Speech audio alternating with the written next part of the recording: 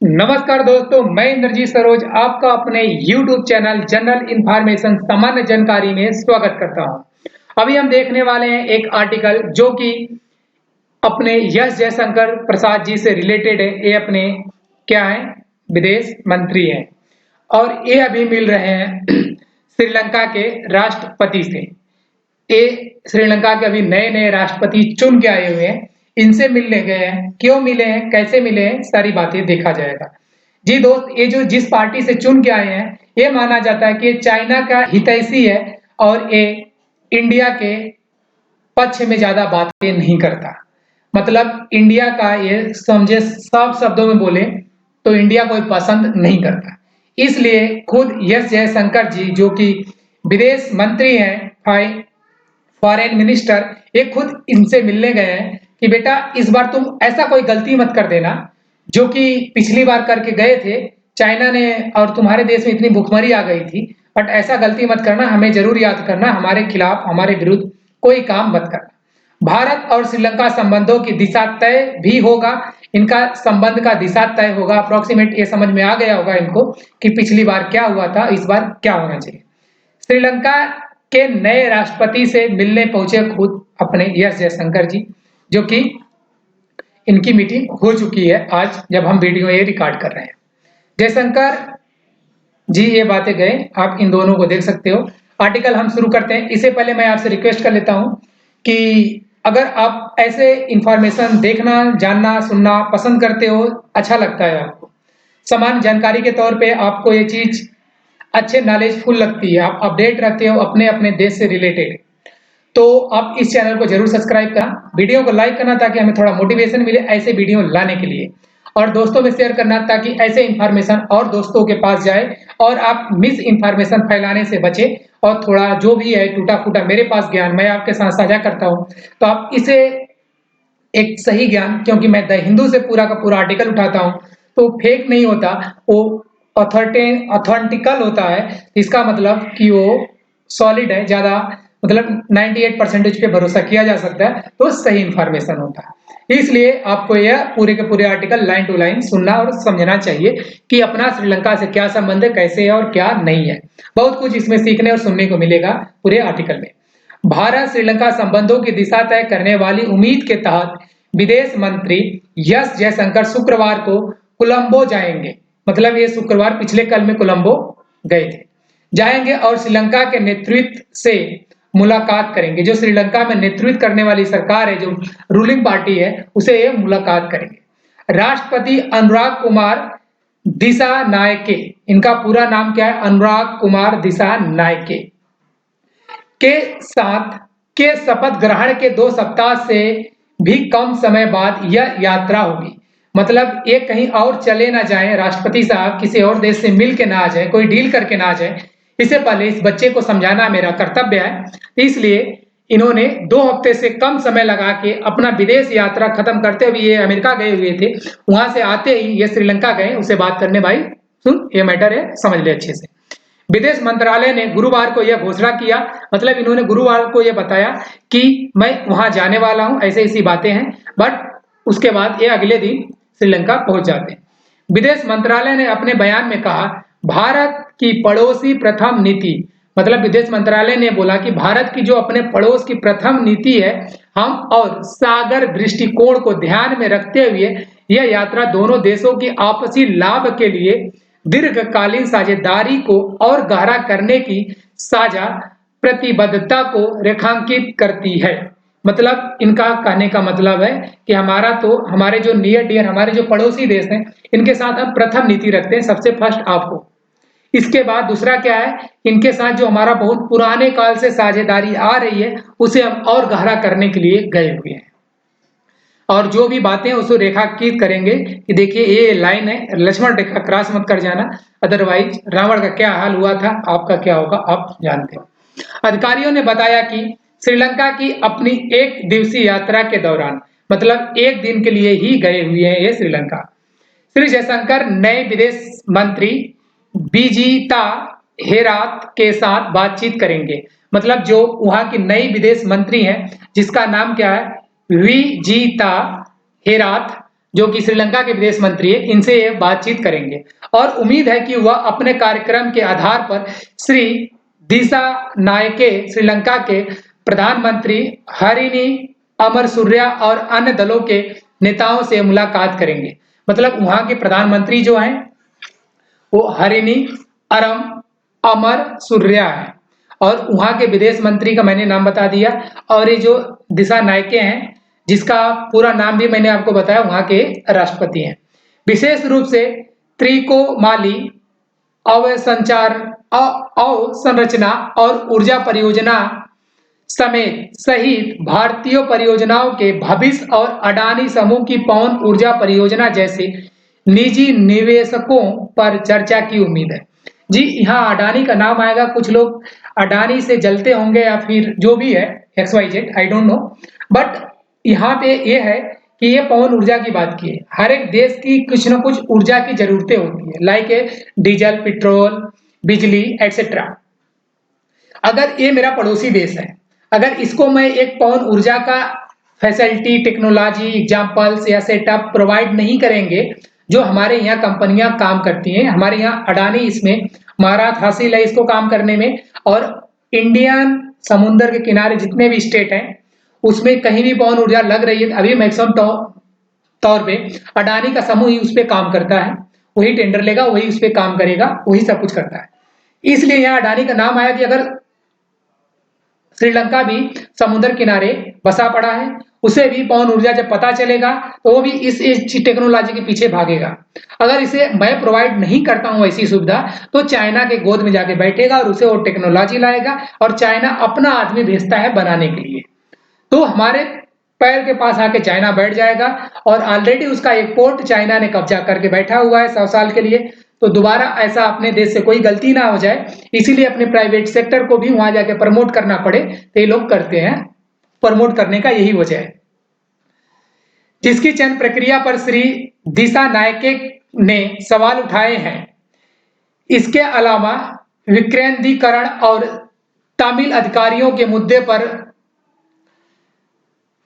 ये तमिल जो अपना तमिलनाडु और क्या कहते हैं श्रीलंका है, एक दूसरे से बॉर्डर शेयर करते हैं, समुद्री बॉर्डर शेयर करते हैं, और कुछ लोग नाव से श्रीलंका के बॉर्डर में चले भी जाते हैं। हमेशा मछुआरे का मैटर वेटर पड़ा रहता है। बट जब हमारे यहाँ अंग्रेज शासन किया करते थे, तो उस टाइम वो उसी तमिलनाडु से कुछ तमिल लोग को ले आके श्रीलंका में बसा दिए थे। वहां कामकाज के लिए तमिलनाडु के लोग ज्यादा एजुकेटेड, प्रोफेशनल माने जाते थे, मतलब ज्यादा स्मार्ट तरीके से नॉलेजफुल थे, इसलिए उसको वहां ले गए और वहां पे उनका फैमिली सब कुछ बसा दिए। आजादी के बाद वो लोग आए नहीं वहां से, वो लोग अपना घर वहां मानते हैं, क्योंकि उनके दादा परदादा वहीं थे, बच्चा भी वही हुआ, सब कुछ बच्चा बड़ा हुआ, तो वहां पे पॉलिटिकल पावर भी लोग रखते हैं। इसलिए बोला कि तमिलनाडु जो तमिल लोग के हैं उनके अधिकारों के मुद्दे पर भी चर्चा की जाएगी सरकार से। सबसे अधिक नजर इस चीज पे रखी जाएगी, जिसके बारे में नई दिल्ली पहले भी मुखर कर चुकी है। जी, जब भी दूसरे देश में बात होता है तो उस देश का कैपिटल का बात किया जाता है, ना कि देश का नाम लिया जाए। इसीलिए नई दिल्ली, इसका मतलब इंडिया का कैपिटल का नाम लिया जाएगा। आगे अधिकारियों ने कहा कि यह यात्रा श्रीलंका में जनता विमुक्ति पेरामुरा JVP के नेतृत्व वाली नव निर्वाचित नेशनल पीपुल्स पावर NPP सरकार की भविष्य की नीतियों का आकलन करने का भी अवसर होगा। मतलब जो नई सरकार चुन के आई है, इनका भविष्य का नीति क्या है, इसे आकलन करने के लिए हमें अवसर मिलेगा, जो पहले कभी सत्ता में नहीं रही है। जो ये पहले कभी सत्ता में नहीं रही हैं, तो इसे ये पता चलेगा कि ये पार्टियां जो बन के आई हैं, मतलब ये किस प्रकार का रुख रखती हैं इंडिया के प्रति। चीन से निवेश और चीनी सैन्य और अनुसंधान वाहनों के साथ साथ अन्य दोहरे उपयोग परियोजनाओं तक पहुंचने के बारे में भी ये लोग बात किए कि ऐसा कुछ हो ना जाए। जो भी मैंने बात किया चीनी के साथ चीनी सैन्य अनुसंधान वाहनों के साथ साथ अन्य दोहरे उपयोग का कोई परियोजनाओं पर तक पहुंचने के बारे में ये लोग बात न कर ले, इसके लिए हमें जाना पहले ही जरूरी था। अब बात आप हमारी समझ चुके होंगे मैं क्या कहना चाह रहा था। श्री जयशंकर भी जल्द से जल्द भारत आने के लिए श्री दिसानायके की प्रतिबद्धता सुनिश्चित करने के लिए उत्सुक होंगे। मतलब ये जो वहाँ के राष्ट्रपति हैं उनको भारत में बुलाने के लिए ये इनवाइट भी कर देंगे। लेकिन अधिकारियों ने कहा कि यह यात्रा इस साल 14 नवंबर को होने वाले श्रीलंकाई संसदीय चुनाव के बाद ही हो सकती है। मतलब श्रीलंका में अभी संसदीय चुनाव होने वाला है जो कि 14 नवंबर को है। इससे पहले राष्ट्रपति नहीं आ सकते क्योंकि राष्ट्रपति किसी पार्टी से बिलोंग करते हैं और वो चाहेंगे कि उनकी ही पार्टी जीत के आए श्रीलंका में, ताकि उनका पूरे श्रीलंका में दबदबा बना रहे। इसीलिए बोल रहे हैं कि नवंबर के बाद ही तो ऐसा कुछ हो सकता है। इस साल की शुरुआत में 55 वर्षीय वामपंथी नेता की बढ़ती लोकप्रियता को देखते हुए नई दिल्ली ने फरवरी में श्री दिसानायके की मेजबानी की थी। मतलब ये जो है अभी ये 55 वर्ष के हैं और ये लोकप्रियता नेता बन चुके हैं, तो जिसका इनका ये देखते हुए दिल्ली ने इनको क्या किया, मेजबानी की इनकी कि कैसे क्या कहां कैसे। श्री दिसानायके उस समय विपक्षी विधायक थे, उस समय विपक्ष के में विधायक थे।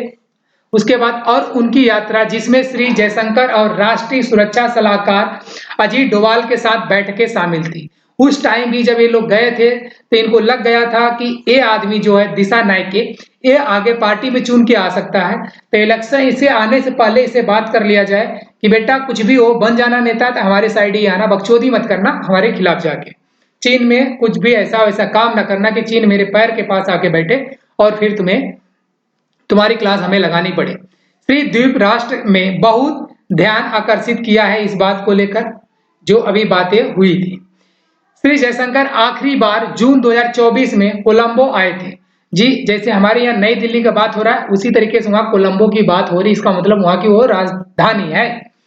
जब उन्होंने रानिल विक्रम सिंधे प्रशासन के साथ भारत समर्थित ऊर्जा और कनेक्टिविटी परियोजनाओं की समीक्षा की थी।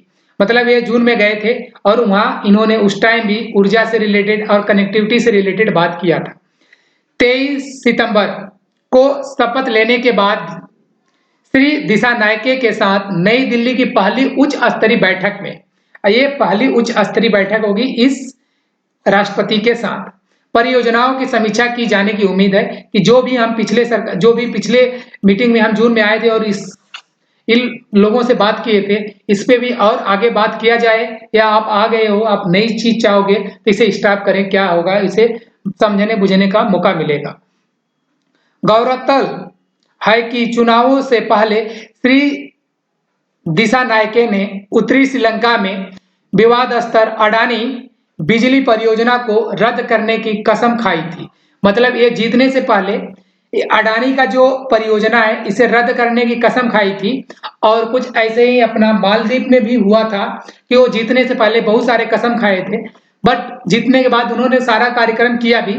बाद में वो भारत से माफी मांगे और भारत से फिर बोले कि यार आप लोग ये काम करो मदद, चाइना कुछ नहीं कर पाएगा, मैं तो उल्टा पुल्टा फंस गया था।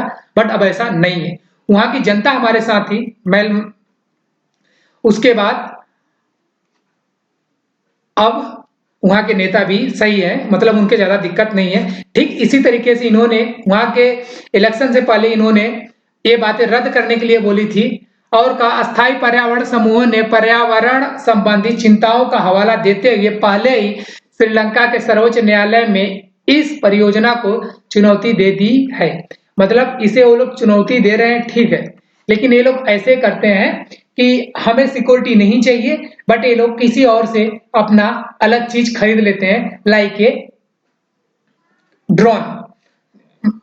उन्होंने ऐसे ही किया था, तो फिर ये गलत है।